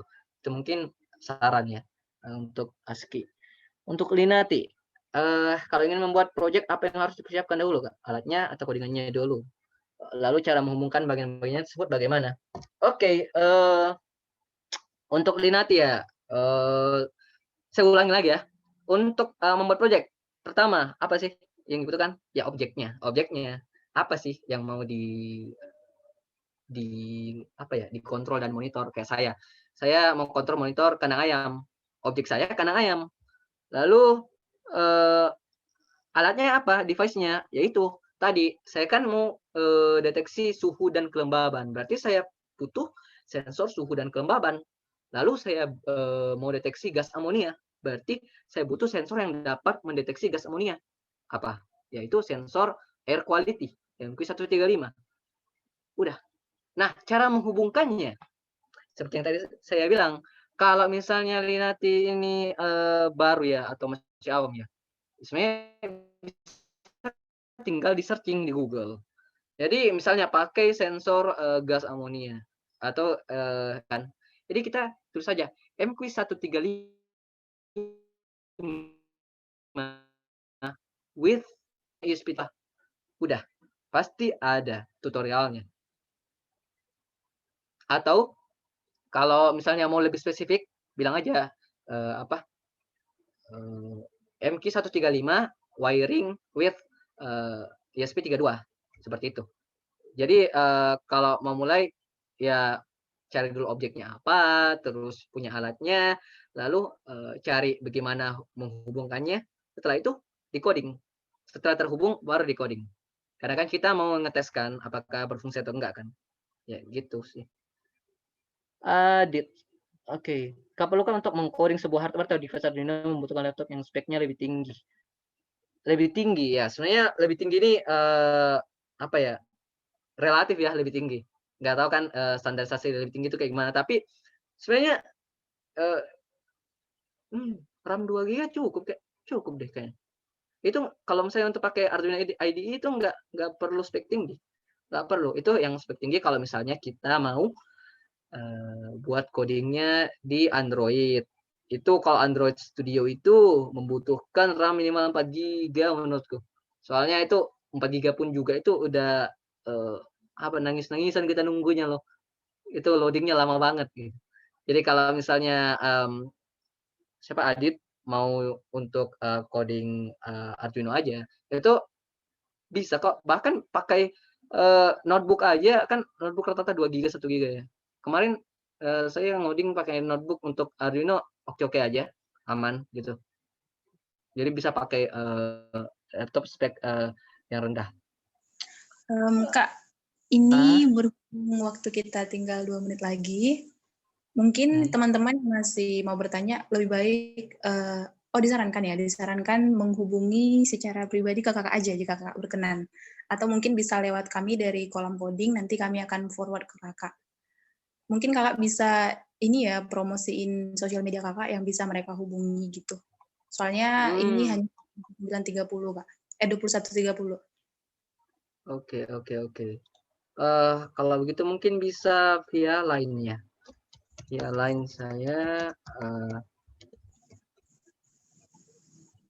ini. Tunggu, ID line atau Telegram.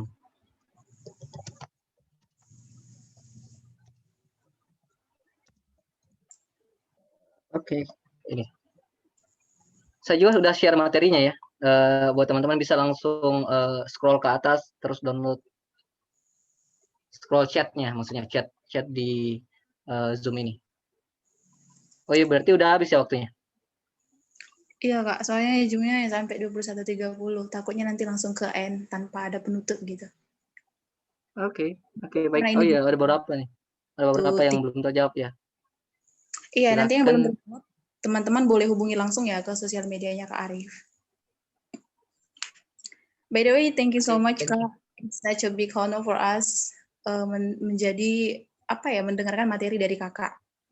Katanya ini ada yang nggak keburu Kak. Mungkin nanti yang nggak keburu itu gimana ya Kak? Mungkin Kakak berkenan kali ya mengirimkan ke tim kolom coding. Nanti kolom coding akan coba kirimkan ke Telegram. Oh iya, jadi ini aja kan emang kalau untuk downloadnya pasti bakalan loading dulu ya kalau download dari sini. Jadi kalau misalnya teman-teman sedang download nggak apa-apa, ya tunggu aja kalau misalnya emang beneran udah ke close atau tertutup ininya Zoom-nya, ya ntar bisa langsung minta dari ke kolom codingnya atau bisa langsung PC saya juga.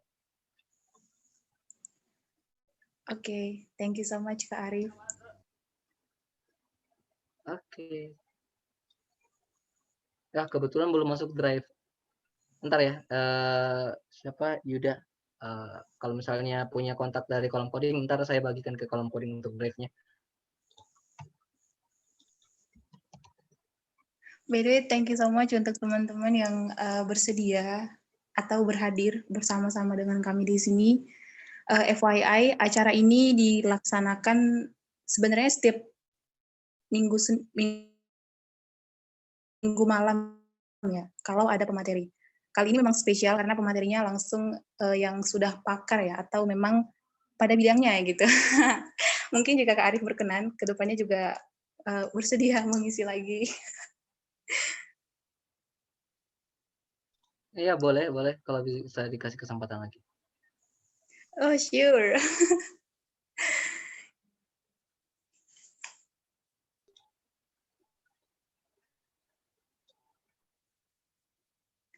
Mungkin sembari menunggu, barangkali Kak Arif mau coba ini.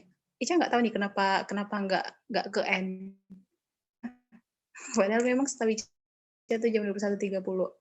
Tapi barangkali sembari menunggu juga kakak upload segala macam, mungkin kalau kakak berkenan menjawab beberapa pertanyaan dari ini.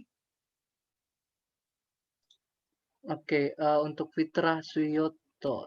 Fitra Suyoto masih ada ya? Fitra Suyoto masih ada nggak? Iya, masih Kak. Oke. Selama jadi anak IoT, berapa alat yang sudah dibeli dan berapa harganya atau sudah disediakan kampus alatnya? Jadi selama ini ya,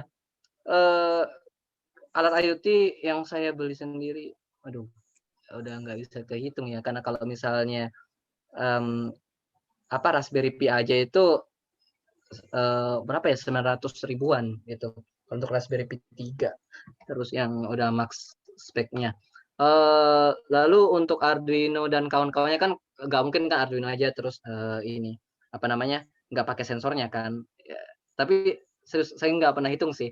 Tapi rata-rata dari penelitian gitu. Jadi kalau misalnya di penelitian pesan banyak, terus misalnya penelitian dosen kan masukin proposal penelitian, terus beli banyak ini device, terus nanti buatnya beberapa device dan sisanya itu kadang dikasih gitu. Sehingga itu nggak melulu dari uang saya sendiri itu. Jadi kalau misalnya ada dari sisa-sisa dari penelitian itu kalau dikasih saya ambil gitu. Kemudian untuk monitor kandang ayam, Novel masih ada ya? Oh ya, Novel masih ada. Untuk monitor kandang ayam, berarti kandang ayam butuh internet ya. Nah itu gimana? Kan jauh dari pemukiman. Oke, jadi gini teman-teman. Sebenarnya yang untuk membuat project IoT itu sebenarnya ada lagi namanya communication protocol komunikasi yang kita gunakan. Sebenarnya itu ada, tapi saya nggak jelasin di sini karena takutnya bakalan lebih rumit gitu. Ntar teman-teman udah mikirnya, wah rumit banget ini. Udahlah, males ah mulainya gitu kan. Nah, untuk protokol komunikasinya sendiri, jadi ada yang namanya HTTP, ada MQTT.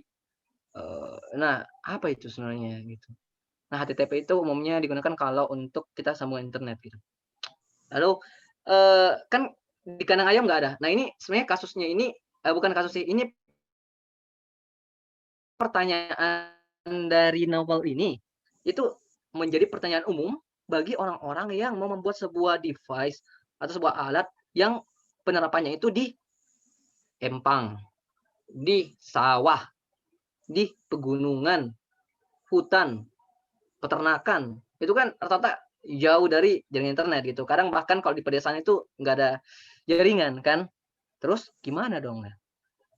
Nah, itu, yang saya bilang tadi di sini itu sebenarnya kan kita, bilangnya IoT itu ada hubungannya dengan internet gitu.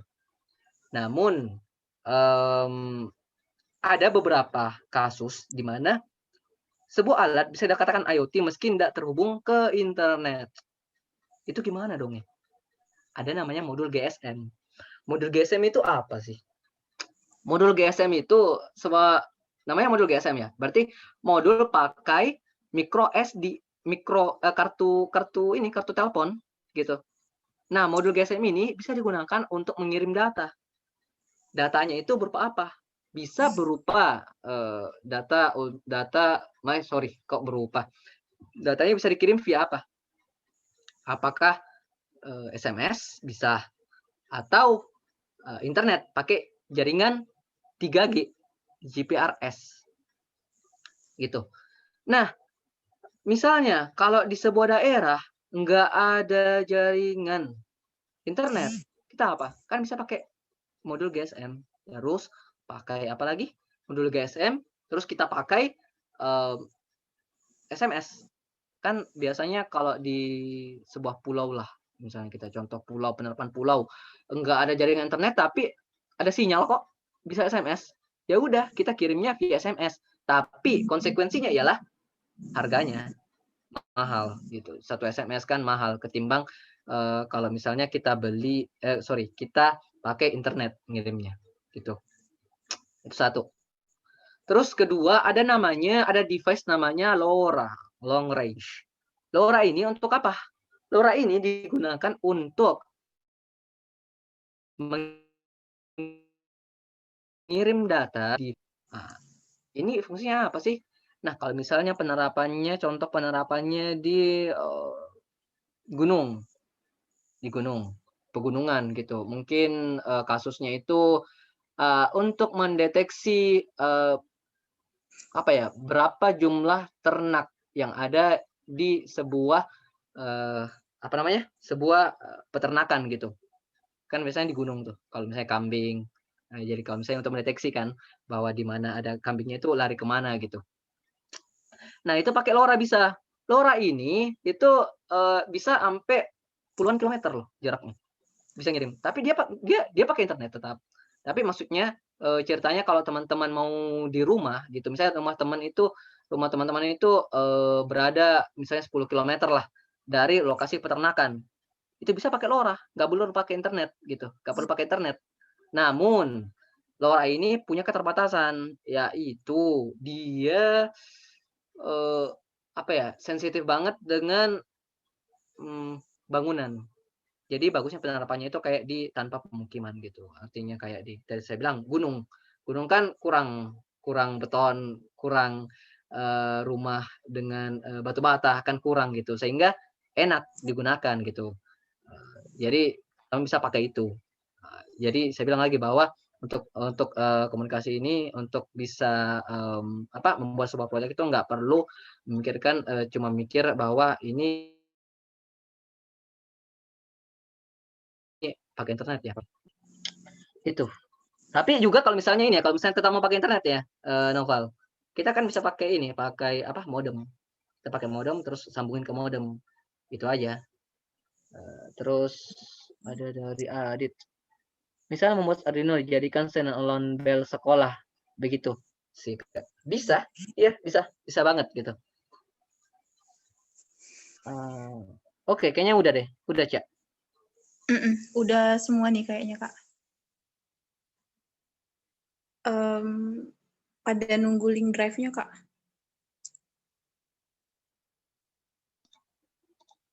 Oh, drive ya. Wow. Wait. Lupa uploadnya. Uploading atau ntar ini aja. Kita mau nunggu ya 1 menit. Sorry. Kelupaan tadi kasihkan jawab. That's okay. Di sana Ini berarti masih loading sih. 10.40 ya Kak? Yes, exactly 10.40. Beda sejam ya. doang sih.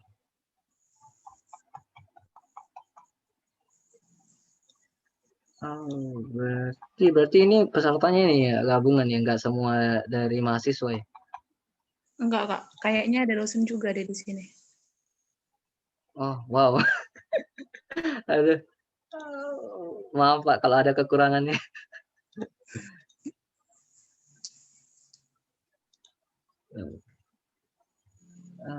Lagi uploading. By the way, buat teman-teman yang mau tahu informasi untuk kegiatan sharing session untuk minggu depan atau mungkin minggu-minggu selanjutnya, teman-teman boleh menghubungi di sini yang teman-teman yang ada di sini seperti Ray, Rizky, Kak Fahmi, Lam, Hadi, atau mungkin ke ini ya, ke komunikasi dengan Ica.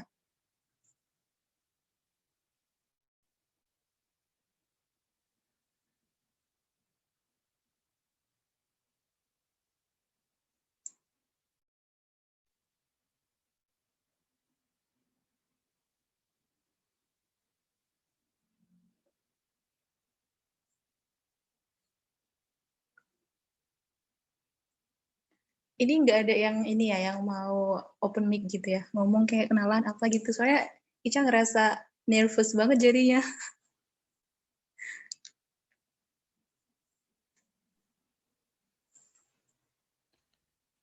Oke, Adit. Santai aja. Ini udah ada live-nya. Coba dulu apakah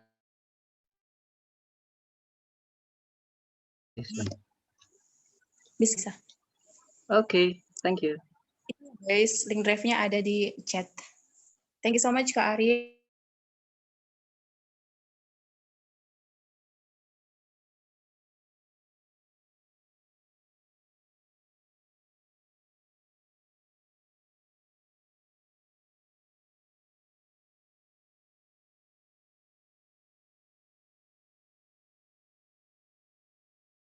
Kami istiqomah ya istilahnya ya.